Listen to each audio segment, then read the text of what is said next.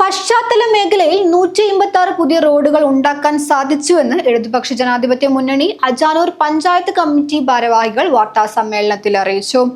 സ്വപ്ന പദ്ധതികൾ യാഥാർത്ഥ്യമാക്കുന്നതിന് തുടർഭരണം അനിവാര്യമാണെന്നും ഇടതുപക്ഷ ജനാധിപത്യ മുന്നണി അജാനൂർ പഞ്ചായത്ത് കമ്മിറ്റി ഭാരവാഹികൾ പറഞ്ഞു.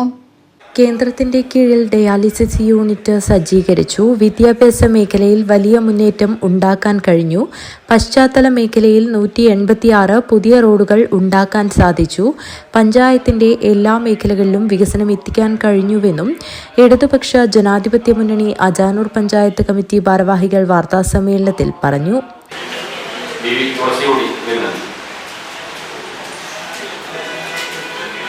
ഡിസംബർ 11 നടക്കുന്ന തദ്ദേശ സ്വയംഭരണ സ്ഥാപനങ്ങളിലേക്കുള്ള തെരഞ്ഞെടുപ്പിൽ അജാനൂർ പഞ്ചായത്തിൽ തികഞ്ഞ ആത്മവിശ്വാസത്തോടും അഭിമാനത്തോടും കൂടി തന്നെയാണ് ഇടതുപക്ഷ ജനാധിപത്യ മുന്നണിയുടെ പ്രവർത്തകർ വോട്ടർമാരെ കാണുന്നത്.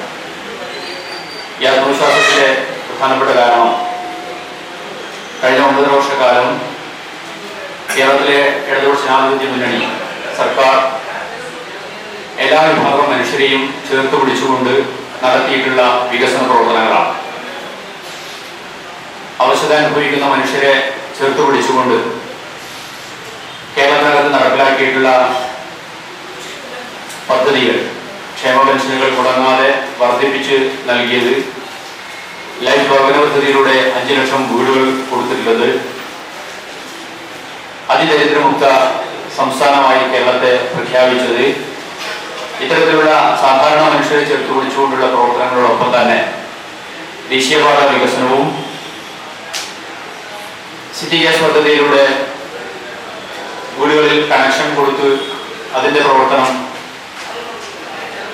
മുന്നോട്ട് കൊണ്ടുപോയതും, വിഴിഞ്ഞം തുറമുഖം ഉൾപ്പെടെയുള്ള വൻകിട വികസന പ്രവർത്തനങ്ങളുമെല്ലാം ഈ തെരഞ്ഞെടുപ്പിൽ ജനങ്ങൾ ഇരുകൈയിൽ നീട്ടി സ്വീകരിച്ചിട്ടുള്ള ഒരു കാഴ്ചയാണ് കഴിഞ്ഞ കുറേ ദിവസങ്ങളായി തെരഞ്ഞെടുപ്പ് പ്രവർത്തനത്തിന്റെ ഭാഗമായി പോകുമ്പോൾ ഞങ്ങൾക്കെല്ലാം മനസ്സിലായിട്ടുണ്ട്. വികസന ക്ഷേമ പ്രവർത്തനങ്ങളിലൂടെ വലിയ മുന്നേറ്റമാണ് നമ്മുടെ പഞ്ചായത്തിനകത്ത് ഉണ്ടാക്കാൻ സാധിച്ചതെന്നും ഈ പ്രവർത്തനങ്ങൾ തുടരുന്നതിനും സ്വപ്ന പദ്ധതികൾ യാഥാർത്ഥ്യമാക്കുന്നതിനും പഞ്ചായത്തിൽ തുടർഭരണം അനിവാര്യമാണെന്നും ഇടതുപക്ഷ ജനാധിപത്യ മുന്നണി സ്ഥാനാർത്ഥികളെ വലിയ ഭൂരിപക്ഷത്തിൽ വിജയിപ്പിക്കണമെന്നും ഇടതുപക്ഷ ജനാധിപത്യ മുന്നണി അജാനൂർ പഞ്ചായത്ത് കമ്മിറ്റി ഭാരവാഹികൾ പറഞ്ഞു.